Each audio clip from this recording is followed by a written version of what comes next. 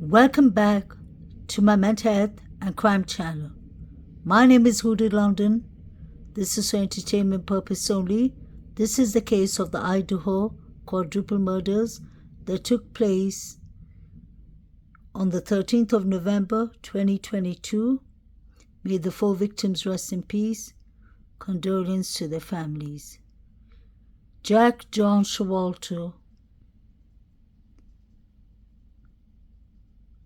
aka Hoodie Guy, was one of the last persons to see Kaylee and Maddie alive. He walked them from the corner club to the GRUB truck. So what did he see? What did he hear? He was clearly hearing Kaylee say to Maddie what was said to Adam. Jack John Showalter was ruled out as a suspect. But many people were ruled out too soon. That's my personal belief. He was standing and eyeing the girls in the GRUB truck. He walked with them, but I don't believe he was escorting them in a positive way. This young man was thrown out of his fraternity for nasty behavior, SA, and S harassments towards females. He would always be rude to females, and he was allegedly throwing dead animal in front of people's house. Trigger warning. We definitely need a trigger warning when we speak about John Showalter, because he loves to hunt. In 2015, he showed on his Facebook his hunting skills.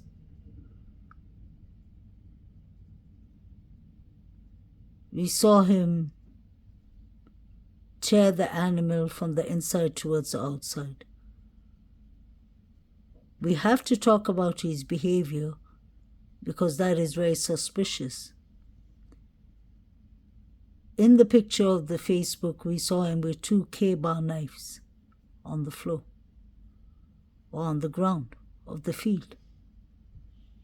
You can say he uses it for hunting, but we at least have someone who has skills with K-bar knives and someone who's been taking picture with K-bar knives and with red liquid of animals all over him. Things were going rough for Showalter. He got kicked out of his fraternity for all these harassments. It was said allegedly the night that unfortunately the 4 victims passed away or were unlived, it was said that he was in the corner club, and we've seen a picture of that, and he got kicked out for harassing females.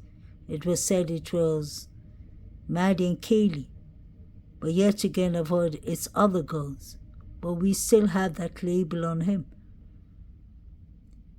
When he got kicked out of the fraternity Delta Tau Delt, his parents rented him a flat 1 minute away from the girls. We saw the interaction between him and Maddie. Maddie told him, "You Mr. F you." And that was loud and clear, which was shown on the news channels. She pointed her finger towards Joe Vito and towards especially Jack Showalter.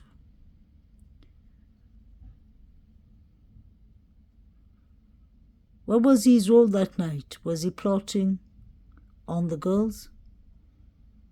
He looked like he was sending text messages around with the guy in the black tracksuit.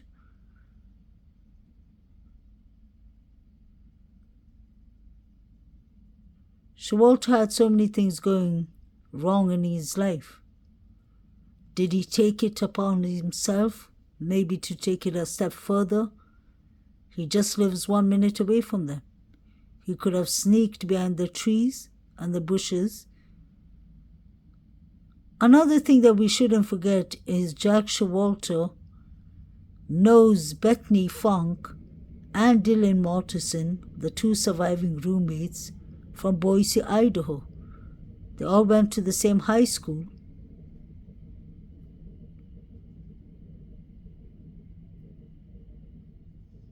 So what makes us believe that one or two of the surviving roommates weren't working with someone from the inside? I hate to put it out there, but that's the truth. 8 hours. Anything could have happened in 8 hours. They could have cleaned the place, allegedly. They could have staged the place, allegedly. Anything could have gone wrong. Why would you summon up friends because you thought one of your roommates was unconscious in a bloody scene? What would make you think as roommates that a friend is unconscious when you see a bloody scene? Because the police officers who walked in there said the smell of blood got them. Why would it take 8 hours? This is a trigger warning. You see how comfortable he was in hunting, and this was in 2015. Now, what do you think his hunting skills are like in 2022 when allegedly he could have done these crimes? Allegedly. Even Steve Gongives thought he was clear too soon. He allegedly drove to his family's cabin, that's his mother, or adopted motherhood. I'm not sure, but I think that's his mother. She's his mother no matter what. And he has a brother who's adopted from Kenya, from the missionary or something. And he goes to the same college.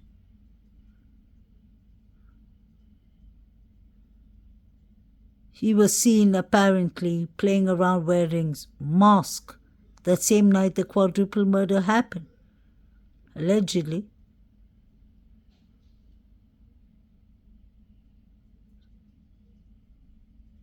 This young man has skills of hunting. He was upset. He has antisocial personality disorder symptoms because he seems to be always harassing women.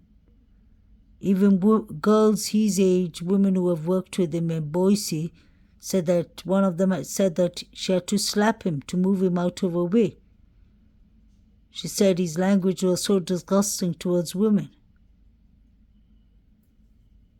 So why are we ignoring the facts that are in front of us? Hoodie guy did not buy any food at the GRUB truck. Why didn't he buy food? Why was he just stalking and following the girls around like a leech?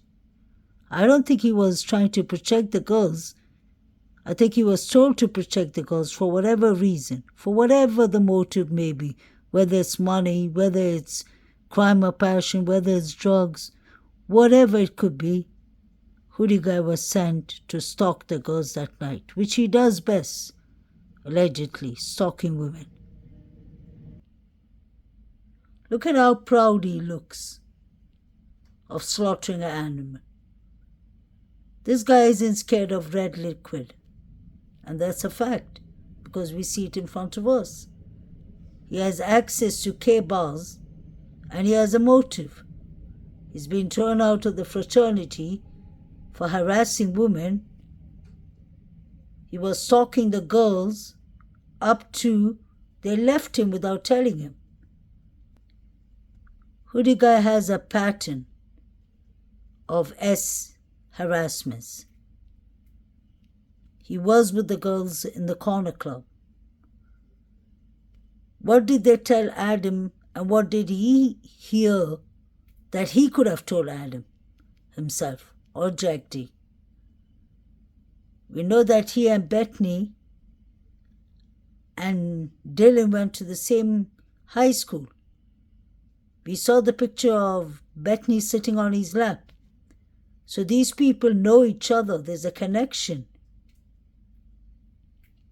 This is what one girl left on Facebook and all when this came out on Reddit.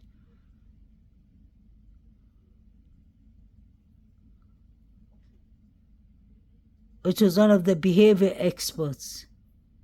Yeah, she put that up. Of their thoughts with their skills of what could have happened. I don't know if Kaylee is trying to tell us something in this picture. You can see she clearly takes a picture of hoodie guy and the people behind her. Is she trying to say, God forbid if something happens to me, investigate these people around? Because it's strange how they moved from the other side to this side, especially the guy in the white shirt. All these people had a surveillance and a tracking on these girls. It looked like something started from the corner club, but we wouldn't know because Kaylee and Maddie ordered a cab, a Uber that drove them at 10:15 to the corner club, and they were there up to 1:40, 1:44 is when they walked in to the GRUB truck.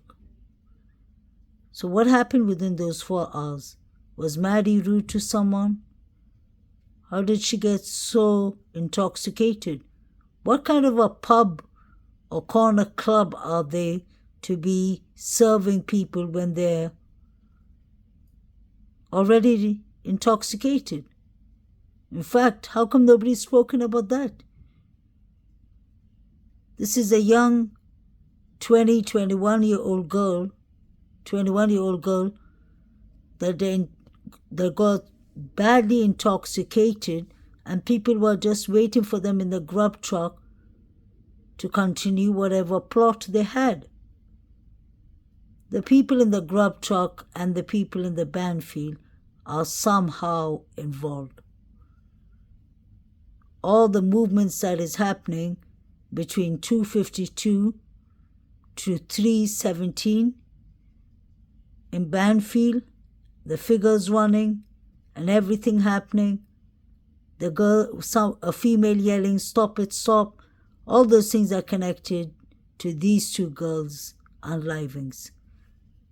But Xana and Ethan was, I hate to say, something was done to them between 2 to 2:30, I believe. Whether it was in Linda Lane, whether it was in Taylor Avenue, which I believe the girls let the dog out, like Kaylee's sister said, and somebody must have hit Murphy. Something must have happened there for the girls to come out searching for the dog, and somebody targeted them inside the house, dragged them back to the house. It's strange that many people said that they were gagged up in the beginning. When the police was asked, Chief Fry in the press conference, he hesitated, if you'll notice. Why didn't Hoodie Guy order food? Why did he have his pockets all the time inside?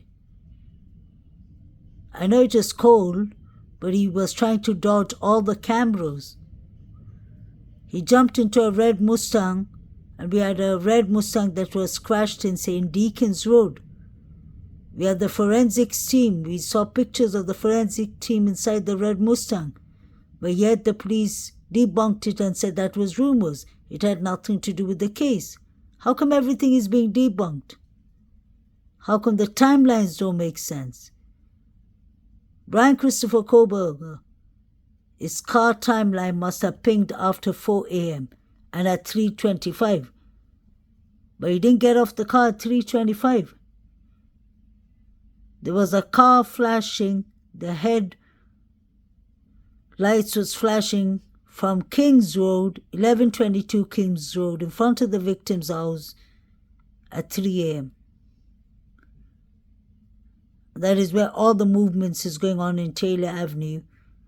The undercover cops, the 3 boys running away from the undercover cops. We don't know what they threw in the field. Saeed was watching concerning pictures. I pointed those things out so many times. But you can clearly see Kaylee's not just taking a picture of herself. She's taking a picture for the world to see. Kaylee is, may she rest in peace, Kaylee was shot. You could see the mobile phone device is high up. She's trying to take pictures of people who are taller than her. She's trying to tell us something. And apparently Kaylee used to watch true crime. She was following Gabby Petito's story and all. She tried to help an old woman that was apparently missing. So Kaylee has knowledge of such things. Her mother and her father said she was very observant. If somebody was falling and all, she would call her mother and father and say, I think somebody's following me. And then she said, no, thank God they went away. Somebody could have actually been stalking her. And guess what? It could have just been Jack Showalter who was the stalker.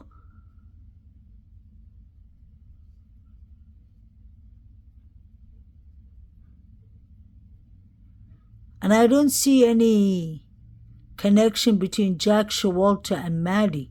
I've been observing very well. They don't like each other.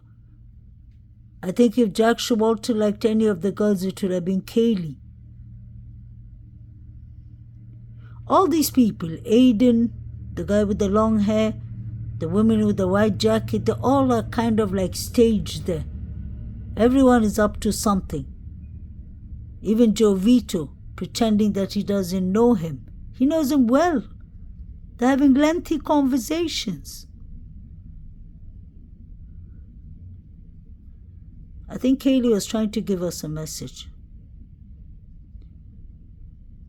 And she was very busy on her phone. Could it be Jack D calling her?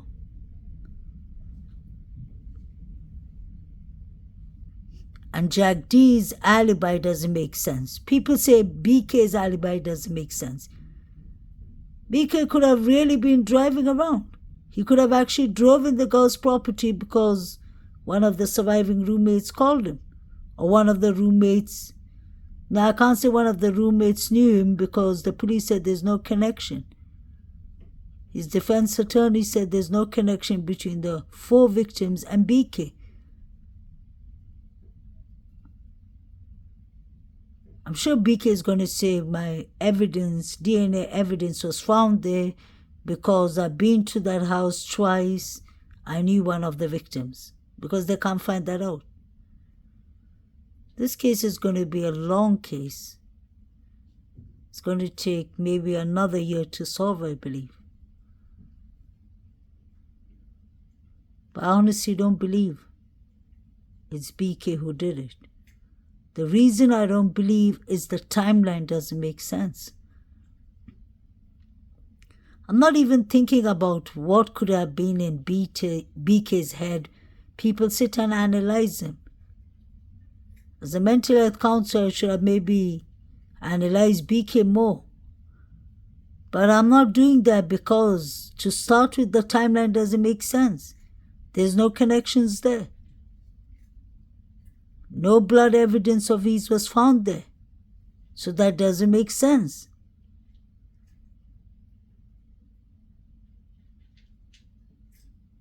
And the timeline we were given in the beginning was totally different. We were told that they were unalived between 3 to 4 a.m. May they rest in peace. Ethan's mother said 2 a.m. is the most toughest time for her and her family. Why exactly 2 a.m.?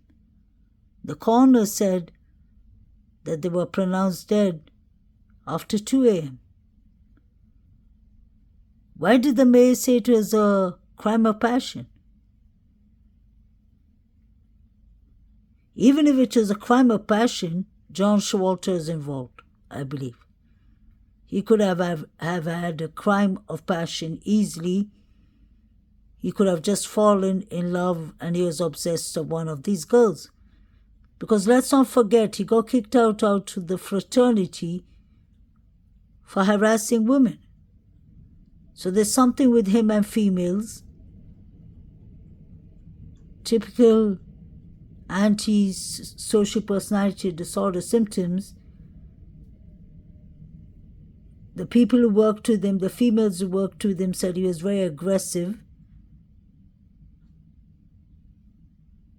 He loves hunting and playing with knives. Typical antisocial personality disorder behaviors. Very psychopathic.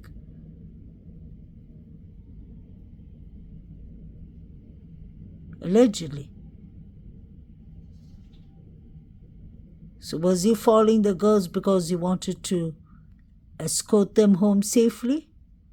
Or was he following them because he was part of the plan, the scheme that was going on? I believe the second one. He was part of whatever plan, whatever plot that was going on.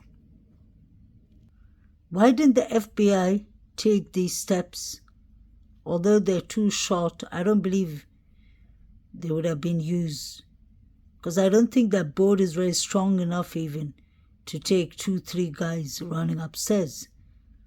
There wasn't red liquid on top, because I've shown you many times different pictures of the crime scene in the beginning. Unless that was some powder the forensics team was dusting out of their brush or something like that. It wasn't. The FBI heard from social media about that ladder in the beginning, and they said that they would deal with it, but they never removed it, so I don't think it was part of any evidence. They must have taken their brush on it and taken out whatever pictures they needed.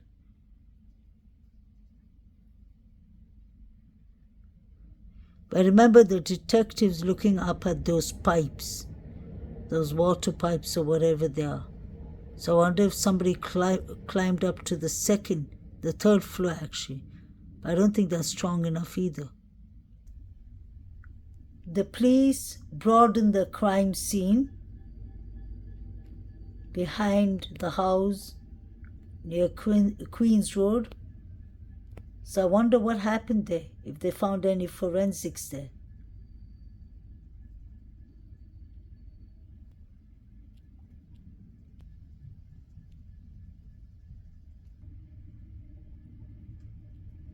Detailing the hours before their deaths. New tonight, Moscow police releasing new information on the mass murder of 4 University of Idaho students. Moscow police shared a new timeline for the night the students were attacked. Detectives now say the surviving roommates arrived home just after 1 a.m. 45 minutes later, victims Ethan Chapin and Xana Kernodle arrived at the home on Kings Road. And now, thanks to new digital evidence collected by investigators, we now know that Kaylee Gonzalez and Madison Mogan arrived separately at 1:56 a.m. Moscow police say community members have uploaded over 488 digital media submissions to help in the investigation. They're encouraging the public to continue sending them anything that might help. Police now say they've also collected 113 pieces of physical evidence. All of them have been sent to Idaho State Police's crime lab for processing. Moscow police also clarifying tonight there does not appear to be a connection between the murders of 4 U of I students and 2 other stabbings from across the Pacific Northwest. Those incidents include a 1999 double stabbing in Pullman and a 2021 double stabbing in Salem, Oregon. In the meantime, law enforcement still asking the public for any tips or clues that might lead to a break in the case for them. Their tip line is at 208-883-7180. Take a look at your screen right there. That number is there. You can also send an email to the address that is located at the bottom of your screen. Police knew something that should make the public less worried. But some residents and neighbors near the crime scene were not comforted by the terms targeted and isolated. At first, I thought that they actually had something going, so you think that makes sense, like, oh, it's targeted, and you wait to see, what they say, but now they've said nothing and that they know nothing. So how can you say it's targeted? Then the local mayor went further, telling the New York Times it could have been, quote, a crime of passion, later clarifying that was just one possibility. They don't want people to panic. And yet, unless you have the evidence that you are willing to share with the public and be transparent about how the investigation is going, these words are completely giving false confidence. But police say they can't share their entire case for fear of compromising the investigation. You can't just put that out into the public's eye. It would impede the investigation, and ultimately it might impede justice at the very end of this. But with no suspect identified, many students packed up and left town. There's no perp caught or anything, so it's definitely uneasy on campus right now. By day 4, police recognized their assurances of public safety weren't resonating as residents fixated on the fact a killer was not caught. Police Chief James Fry went before the cameras. We cannot say that there's no threat to the community. Still calling the crime targeted, but pulling back on assurances there was no public threat and pledging to release more. I probably should have been standing here a day or so ago, but I'm here now. Between 2016 and 2021, there were no murders in Moscow. So when the quadruple homicide stunned this town, the 36-person police force was pressed into unprecedented action. With no full-time communication staff. The messaging was